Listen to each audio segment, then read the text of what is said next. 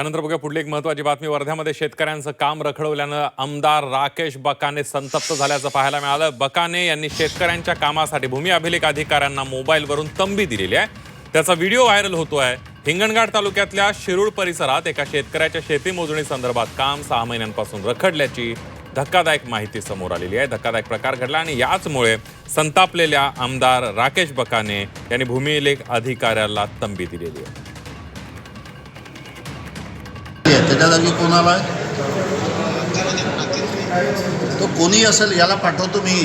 याला वापस पाठवलं तर तो जो कोणी वापस पाठवणारा आहे ना तो त्या खुर्चीवर नाही राहणार, एवढं लक्षात ठेवा। हे असे अधिकारी त्रास देणारे असेल ना तर अजिबात सहन नाही करणार मी। एका कामासाठी 5-5, 6-6 महिने चक्रा मारावं लागते का कार्यालयाच्या? तुमचा दोन दिवस पगार लेट झाला तर कसे बनवता? याला पाठवतो, याला वापस नाही करायचं आता।